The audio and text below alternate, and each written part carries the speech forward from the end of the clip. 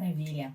Mais uma manhã que a gente tem acompanhado e mais uma manhã não, mais um dia em que provavelmente a gente vai acompanhar e ter acesso a esses maravilhosos fim do dia, né? Pôr do sol. Se não me engano, acho que desde anteontem. O primeiro dia, confesso que eu não estava entendendo nada. Comecei a entrar no Instagram, comecei a ver todo mundo postando foto de um céu maravilhoso, meio roxo, meio laranja, meio amarelo. E aí fui entender que parece que tem algum fenômeno meteorológico associado com o outono que está fazendo com que isso aconteça dessa forma tão bonita. E ontem aconteceu de novo. E só que para quem mora em prédio que é sol da manhã, a gente não tem o privilégio de ver isso da varanda, mas eu tenho acompanhado as fotos. Tomara que hoje seja um dia bonito assim também, que eu vou procurar algum ângulo da minha casa que eu consiga ver. Vamos lá. Muito bem, que bom que você está de volta hoje. Depois de ontem, muita gente me mandou mensagem comentando sobre as surras que levou com a mensagem de ontem. E eu espero que você fique confortado com a verdade de que realmente não foi só você, eu também, inclusive eu falei isso, né, durante a mensagem mesmo, falei, puxa vida, eu vou sair daqui até dolorida, mas eu fiquei feliz, na verdade, com o retorno de vocês, de que vocês também deram uma apanhada ontem, eu apanhei não só ontem, mas vários dias, mas eu vejo isso como mais uma evidência do quanto é bom a gente fazer parte de um corpo, em que a gente realmente percebe que outras pessoas enfrentam lutas semelhantes às nossas e assim a gente pode seguir. Muito bem, nós chegamos hoje ao 20º atributo dessa série. 20º atributo de Deus, nessas pequenas mensagens diárias em que a gente está abordando atributos do nosso Deus incomparável. 20º e último. E não foi de propósito que eu deixei esse por último, mas agora eu tô achando até interessante que tenha sido esse o selecionado, ou o que ficou para ser tratado por último, porque é logicamente uma característica que só Deus tem, que nós não temos, que eu não tenho, que você não tem, e que as lives também não têm, que as devocionais da quarentena também não têm. E o atributo é: Deus é eterno. E nós não somos. E as lives da quarentena também não são. Eu já tinha anunciado no começo da semana que essa seria a última semana. E hoje, então, é o último atributo. Mas amanhã é o último dia, certo? Então hoje, último atributo, e amanhã, último dia, encerramento da live. Então, amanhã. Então venham preparados, como amanhã é encerramento. Em todo encerramento, o que a gente faz? Salgados, solteiros trazem um prato de doce, casados trazem um prato de salgado, quem mora com o pai, sei lá, traz suco de laranja. Enfim, vamos fechar esses 22 dias juntos amanhã, fazendo uma mega revisão de tudo que a gente viu, aplicando e fazendo um fechamento mesmo dessa série, espero eu, com chave de ouro, ok? Então hoje, último atributo, amanhã, encerramento. Então vamos lá, vamos começar. Deus é eterno. O Senhor declara: eu sou o Alfa e o Ômega, o que era, que há e que há de vir, Todo-Poderoso. Isso está em Apocalipse 1:8. A abertura do livro do Apocalipse declara a existência de um Deus que não é limitado pelo tempo. E isso é verdade de tal forma que é Ele que determina o início e o fim do tempo. A sua natureza eterna, a natureza eterna de Deus, está presente nas entrelinhas de toda a narrativa bíblica. Em Gênesis 1:1, a Bíblia começa com a declaração: no princípio criou Deus os céus e a terra. E a partir daí, a partir de Gênesis 1:1, a partir de no princípio que Deus estabeleceu, Deus, a origem de tudo, estabeleceu. A Bíblia, na verdade, ao longo dos seus 66 livros, vai contando e narrando a história de um Deus que estabelece eras, que estabelece gerações, mas que ele mesmo não é limitado por nenhuma delas. Como a gente já viu na sua onipresença também, quando a gente falou sobre onipresença, ele é o Deus que age no passado, presente e futuro, de forma simultânea, existindo então não apenas em todos os lugares ao mesmo tempo, mas em todas as eras também. Deus é eterno, existe em todos os lugares ao mesmo tempo, existe em todo tempo ao mesmo tempo. Ele não é limitado pelo tempo. Ele sempre existiu, ele sempre irá existir. Nada deu origem a ele, como também já vimos. Ele não foi criado, ele é o Criador. Mas mais do que isso, todas as coisas que Deus faz, elas acontecem no tempo exato. O tempo para Deus não é um problema, de forma nenhuma. Deus não se atrasa, ele não se afoba, ele nunca está com prazo apertado, ele nunca está nunca está correndo atrás de ficar em dia com alguma coisa. Ele não é assim, porque ele tem um controle perfeito e total sobre o tempo. E tudo o que acontece é no tempo dele. Em Eclesiastes 3, Salomão nos ensina que para tudo há uma ocasião certa e que tem um tempo certo para cada propósito debaixo do céu. Mas vamos confessar, com frequência isso não parece verdade sob a nossa perspectiva humana, não é verdade? A gente olha para o timing. A gente olha para o tempo, para o timing mesmo, né? Dos eventos e a gente pensa que talvez em alguns poucos momentos Deus parece ter se ausentado, ter se atrasado, perdido a noção do tempo, qualquer coisa assim. Porque a gente escuta, a gente vê Eclesiastes 3 falando que para tudo tem uma ocasião certa, mas a gente costuma pensar isso sob a nossa própria perspectiva, sobre o nosso próprio tempo. Enfim, nós até podemos compreender a noção, então, de que para tudo tem uma ocasião certa e apropriada, mas normalmente a gente entende isso a partir da nossa própria percepção sobre qual tempo apropriado é esse. Esse tempo é o nosso tempo. E é por isso que lá em Eclesiastes, capítulo 3, o texto continua, vai se desenrolando a ideia, Salomão desenrola a ideia de que para tudo há um tempo certo, e no versículo 11 ele diz que Deus faz tudo apropriado ao seu tempo. Em outras versões, você pode ler que ele faz tudo lindo e belo ao seu tempo. Isso também é uma música, virou uma música, né? Seja como for, a gente vê com clareza, o tempo é dele, o tempo é de Deus, não é o nosso tempo. E nós, com frequência, esperamos e queremos mudar esse versículo, esperando que ele faça tudo lindo e apropriado no meu tempo. Mas o Alfa e o Ômega, o Deus eterno, que estabelece todos os limites do tempo, o início e o fim, ele não opera de acordo com a nossa linha do tempo. Ele vai trabalhar em todas as coisas de acordo com os seus propósitos no seu tempo. Lembra que a gente já falou sobre isso? Nós podemos não ver as coisas terem um desdobramento aqui em 10, 20, 50 anos. Podemos não ver nessa vida, na nossa vida limitada, que tem início e que tem fim. Mas Deus faz e Ele opera no seu tempo. Isso não significa que o tempo dele não seja perfeito, mas sim, mais uma vez, é uma evidência de que o nosso tempo é limitado, não o dele. Então, sim, é verdade que ele faz tudo lindo e apropriado no seu tempo. Mas nós temos, como eu já falei, uma habilidade limitada de entender o que isso quer dizer, porque nós somos limitados no tempo.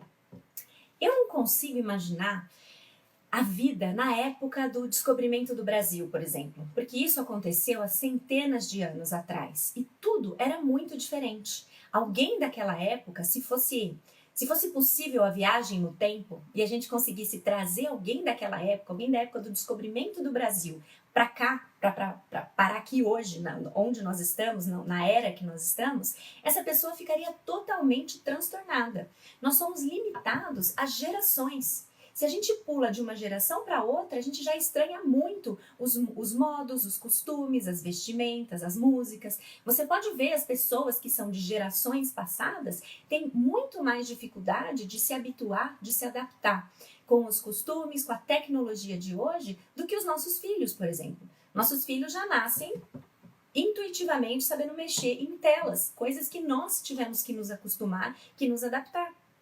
Então, por esse tipo de coisa, por um exemplo simples como esse, a gente já vê como é difícil entender como que Deus opera. Ele transcende o tempo. Ele está além dele. Para ele não tem necessidade dessas adaptações, de nada disso, porque ele está presente em todas as eras. Nós talvez não tenhamos a capacidade de entender, então, o que Deus está fazendo no presente, na nossa própria história, na história do mundo. A gente olha, tem hora, eu acho que a gente já até falou sobre isso aqui, tem hora que a gente liga a televisão, começa a escutar o que está acontecendo no mundo, parece que é um filme. Não parece? Você fica olhando e fala, isso aqui é verdade mesmo? Eu não tô mesmo saindo de casa, não posso sair. Se tem país que se eu saio, eu levo multa. Que é isso? O que está acontecendo aqui?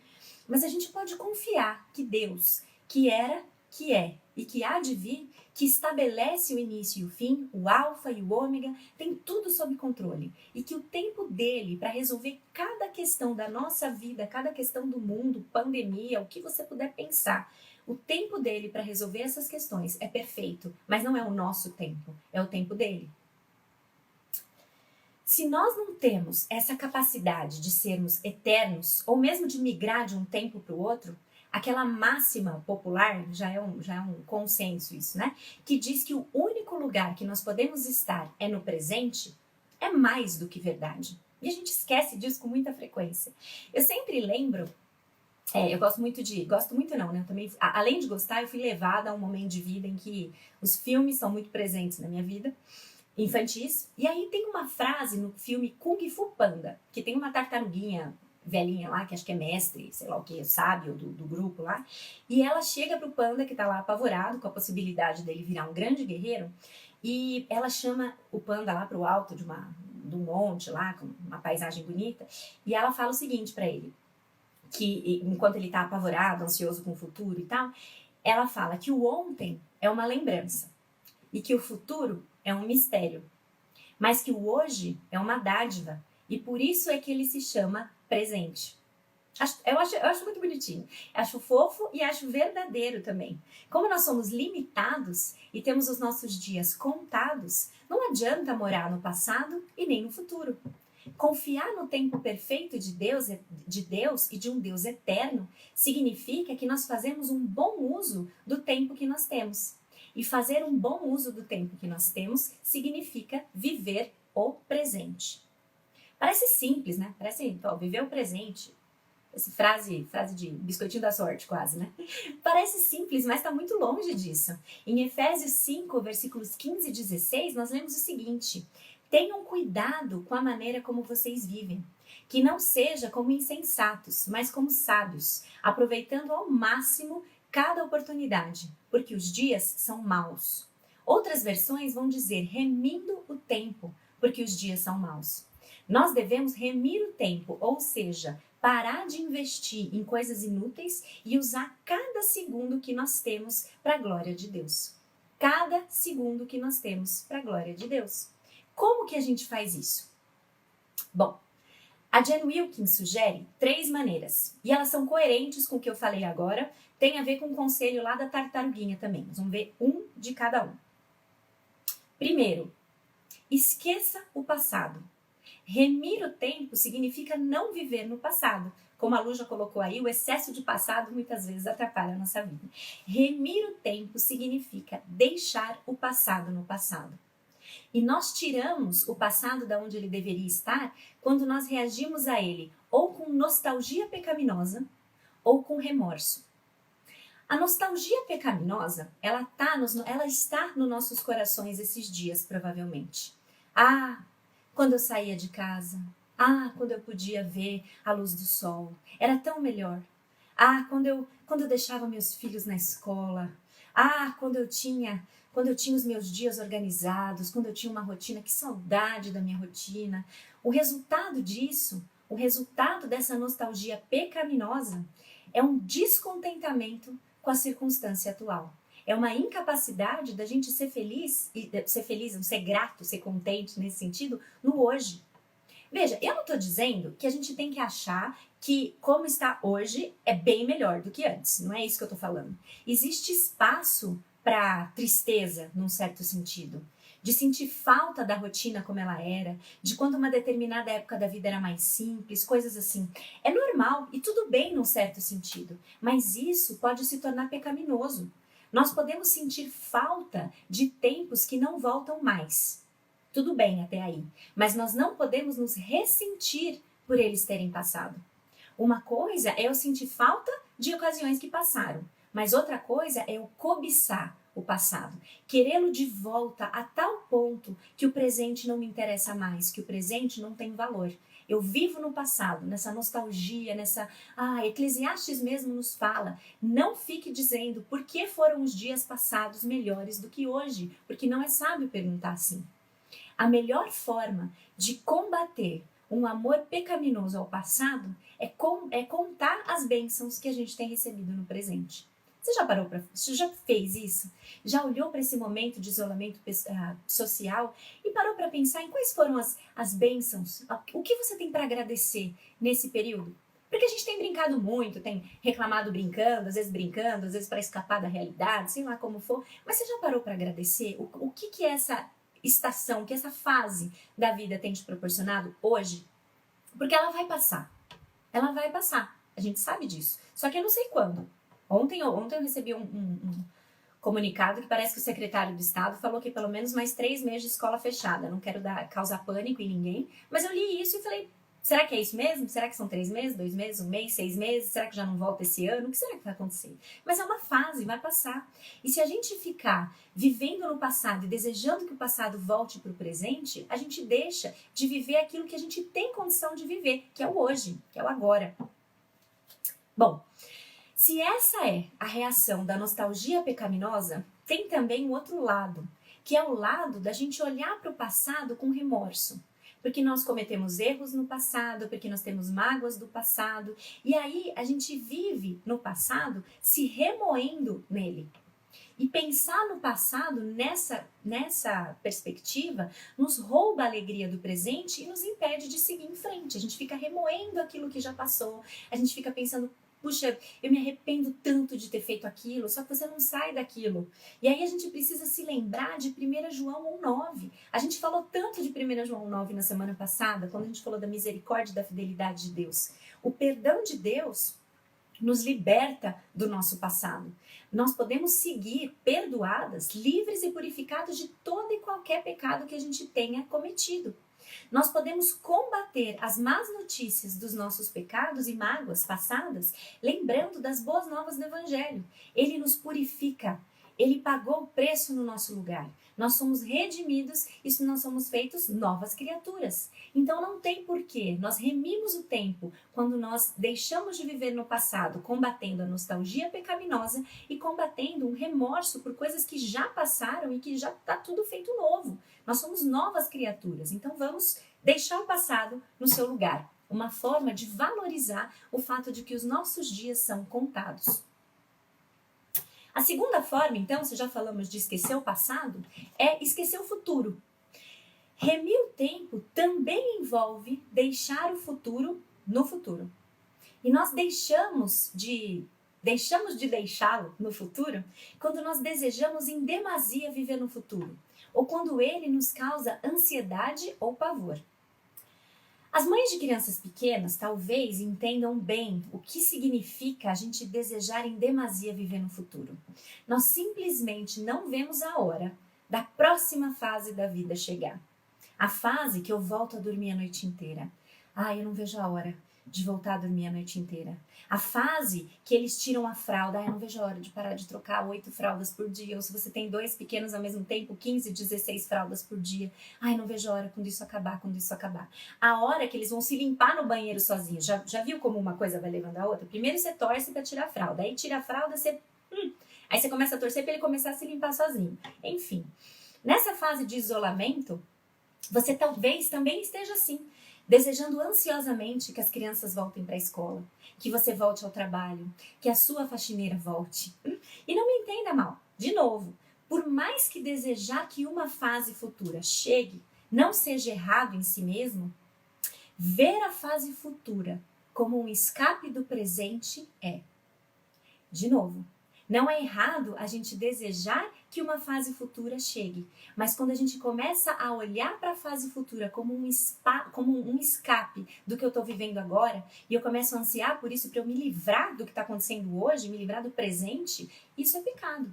Este é o dia que o Senhor fez. Hoje é o dia que o Senhor fez. E nós devemos nos alegrar nele. não no amanhã. De novo, isso se combate com gratidão naquilo que nós temos no presente. O outro lado de viver o futuro no presente, então, se por um lado a gente fica ansiando demasiadamente estar na próxima fase, é quando a gente tem ansiedade. Nós temos medo do futuro. E aí o medo paralisa.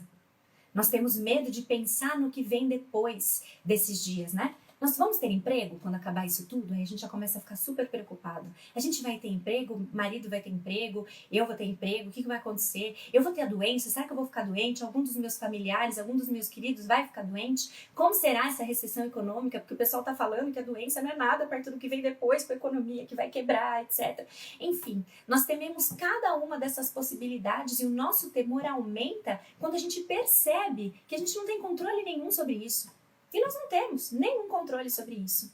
As nossas orações, então, nesse cenário, elas passam a ser mais um pedido para saber o futuro do que um clamor por sabedoria para viver cada dia para a glória de Deus. Jesus nos lembra que nós não devemos viver ansiosos por coisa alguma e que basta a cada dia o seu mal. Basta a cada dia o seu mal. O antídoto para a ansiedade é lembrar que nós podemos confiar o nosso futuro a Deus. Que a gente não consegue acrescentar um segundo a mais para a nossa vida, que é Ele que tem o controle de Deus. E isso não significa, então, ela falou que é para a gente confiar em Deus, isso significa que então eu não vou me preparar para coisa nenhuma. Não significa que a gente não se prepara para o amanhã, mas sim que a gente se prepara com sabedoria e não com medo, porque o futuro pertence a Ele, é Ele que tem o controle de tudo. Se preocupar não vai adiantar nada, não vai mudar nada, não vai mudar sentido nenhum. Então, para que viver no futuro e não no presente? Então, mais uma forma da gente remir o tempo. Não adianta viver no passado. Esqueça o passado. Esqueça o futuro. Pare de ficar desejando ansiosamente a próxima fase chegar ou pare de ficar ansiosa pensando que a próxima fase vai chegar. Viva o hoje, que é a terceira forma da gente remir o tempo. Viver o hoje plenamente. Remir o tempo envolve viver no presente. Viver de forma total. Lembra quando a gente falou de João 10:10, que Jesus veio para nos dar vida, vida abundante. Não é só sobreviver. Quando a gente falou do abundante, a vida abundante significa uma vida plena. A misericórdia de Deus impediu que a gente fosse dizimado, que a gente fosse consumado. E a graça de Deus possibilita que além de só não morrer, que a gente possa viver com total capacidade, viver plenamente, viver uma vida satisfeita, feliz, na dependência de Deus. E existe 2 jeitos da gente errar o alvo nesse quesito, da gente não viver o presente como a gente deveria. A gente deixa de viver o presente de forma abundante ou plenamente quando nós sucumbimos à preguiça ou à ocupação excessiva. São 2 formas de fazer mau uso do presente. Eu achei isso muito interessante. Tanto a preguiça, ou melhor, tanto a pessoa preguiçosa como a pessoa que é super ocupada, elas rejeitam o limite de tempo que Deus estabelece para cada uma delas. Olha só, o preguiçoso acredita que o tempo que Deus dá não é precioso. Então ele gasta como ele quer. Ele acha que ele sempre vai ter mais tempo para fazer as coisas. Então ele perde prazo, ele procrastina, ele sempre tem uma desculpa, ele vai empurrando tudo com a barriga. Talvez secretamente a pessoa preguiçosa pense que ela tem um estoque ilimitado de tempo. E que então, no fim das contas, vai dar certo, ela vai conseguir fazer. Mas agora ela não tem que fazer nada. Tudo pode ser depois. Para o preguiçoso, Provérbios indica que ele aprenda lá com a formiga. E que ele faça as coisas com diligência e quando tem que fazer. Esse é o preguiçoso. Para ele, o tempo não é precioso. Mas para o super ocupado, para ele, o tempo que Deus dá não é adequado, não é suficiente. Então, de forma interessante, a pessoa super ocupada também gasta o tempo como ela quer. E aí, essa é a pessoa exausta, o monstro da produtividade a qualquer custo, que assume muito mais compromisso do que pode. Essa é a pessoa que enfia tarefa em todo e qualquer segundo do dia que passa acordada. Aliás, talvez ela até durma pouco, porque ela precisa dar conta de tudo. Talvez secretamente, ali lá no íntimo, ela acredite que dormir é para os fracos, ou que descansar é só para os mortos.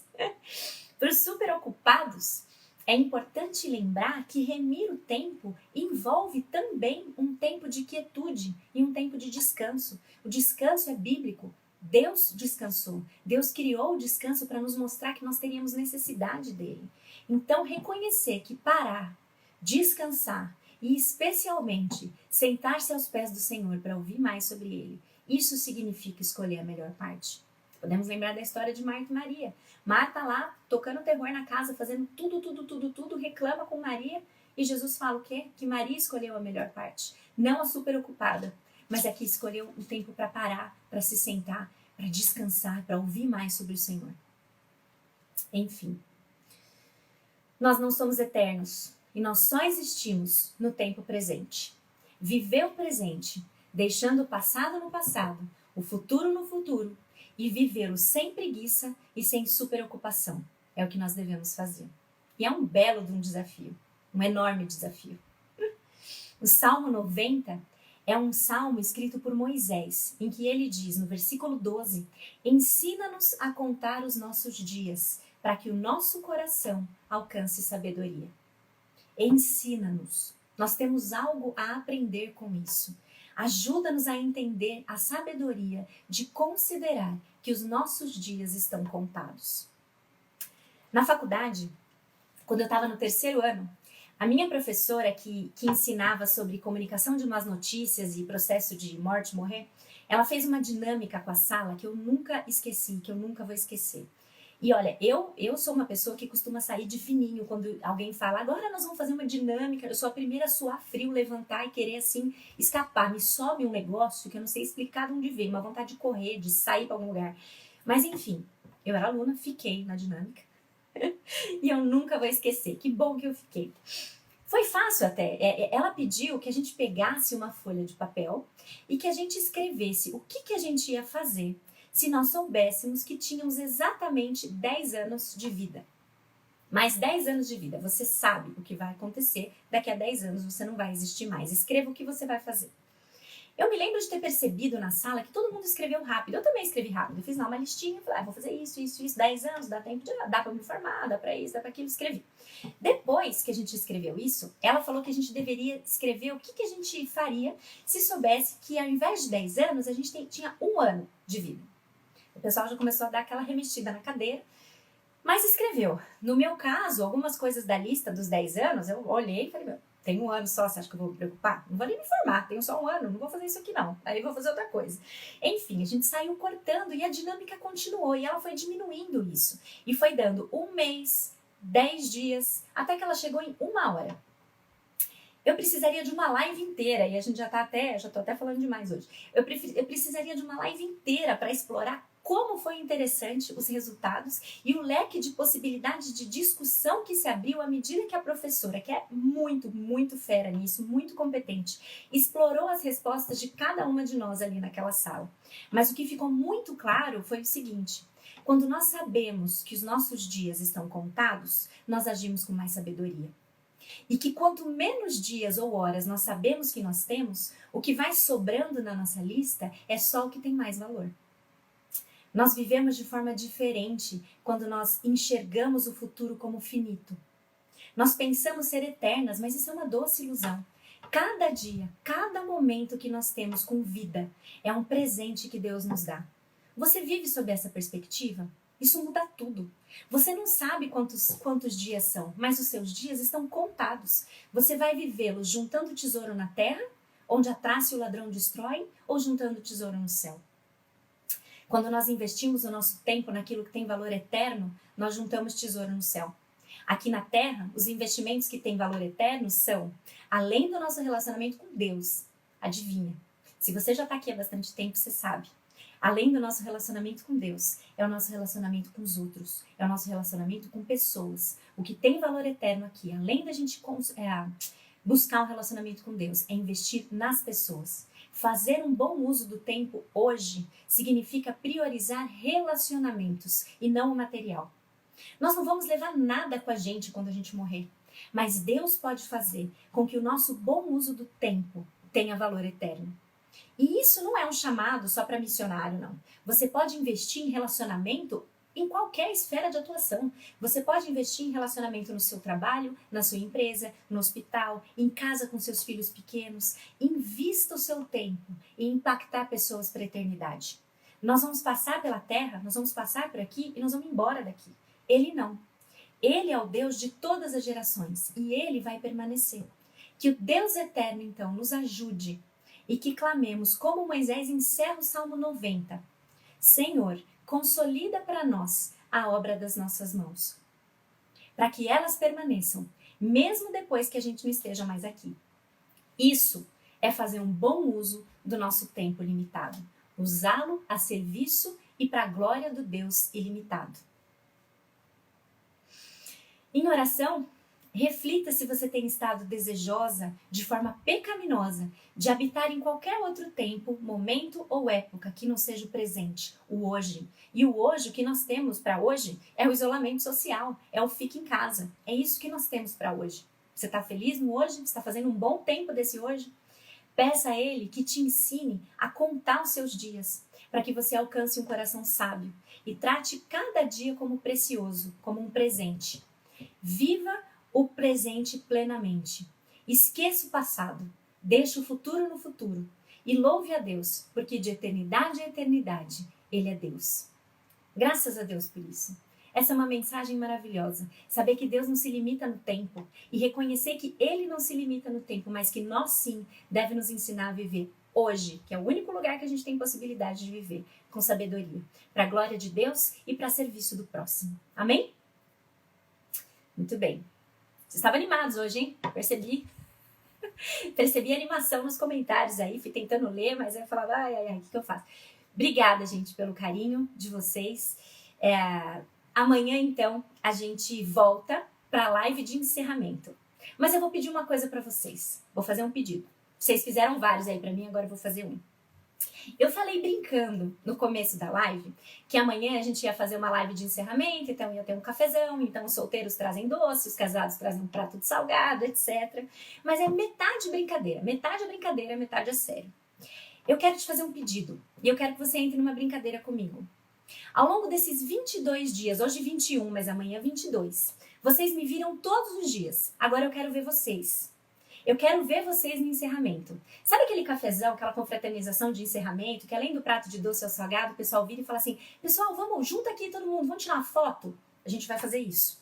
Então, eu vou pedir que até amanhã vocês tirem uma foto. Se você quiser brincar comigo, até alguém já falou aí, a Dani falou, eu vou trazer brigadeiro. Se alguém quiser fazer uma foto com prato de doce ao salgado, melhor ainda, mas não precisa, tá bom? Mas tira uma foto sua e me manda por direct. Me manda aqui no Instagram. Não é uma dinâmica. Não é uma dinâmica. Eu não vou falar pra vocês pegarem revistas e a gente não vai construir nada aqui, tá bom? Mas sério, faz isso pra mim. Manda uma foto sua pra mim. Com prato de doce, salgado, uma fruta. Agora eu vi a Danira aí, uma fruta, do suco, qualquer coisa. Mas eu quero fazer uma imagem com todas as fotos de vocês. E eu quero guardar de recordação do encerramento dessa série de lives. Sabe esse pessoal que tá fazendo montagem, cada um canta um pedacinho e tal, e aí junta todo mundo? A gente vai fazer isso estático. Quero que você me mande uma foto sua e a gente vai juntar todo mundo. Eu quero uma imagem bem bonita. Vocês prometem que vocês vão fazer isso? Eu quero ver quem são vocês. Eu não vi vocês, eu vi os comentários, conheço uma outra pessoa, mas eu quero os rostos agora, tá bom? Eu sei que não é todo mundo que vai fazer, mas quem quiser e puder, eu vou agradecer muito e acho que vai ficar bem legal. Vai ser uma mensagem, uma foto divertida pro final. Eu vou postar essa foto, vou divulgar pra vocês. Então manda pra mim. Se vocês ouviram depois, talvez vocês não estejam aqui ao vivo agora, mas você vai escutar, manda pra mim depois também, não tem problema. Até amanhã você pode me mandar e aí a gente vai juntar todo mundo na foto, tá bom? Eu quero ver vocês. Isso vai ser muito especial pra mim. Vamos criar uma cara para essa turma, para esse grupo que veio aqui todo dia escutar essas lives em qualquer momento do dia, seja ao vivo mesmo, seja depois, tá bom? Vai ser tipo a selfie à distância da nossa festa de encerramento, tá bom? Com ou sem prato de doce ao salgado, eu te espero amanhã. Manda essa foto por direct para mim e amanhã, 7h30, nosso encerramento, tá bom? A ideia é a gente fazer uma revisão mesmo de tudo isso e contemplar mais uma vez o nosso Deus incomparável, como Ele é e nós não somos, tá bom? Espero vocês amanhã então e fotos valendo a qualquer momento a partir de agora. Se você assiste a live de pijama ainda na cama, não se preocupa, pode dar não precisa ser assim real, entendeu? Pode dar uma caprichada aí, pode ser na hora do almoço, depois que a cara já não tá mais tão inchada, mas manda essa foto pra mim, tá bom? Vai ser divertido. E a gente se vê amanhã então às 7h30, tá bom? Um beijo para vocês, bom dia, na dependência de Deus, vivendo hoje com sabedoria. Até amanhã. Tchau!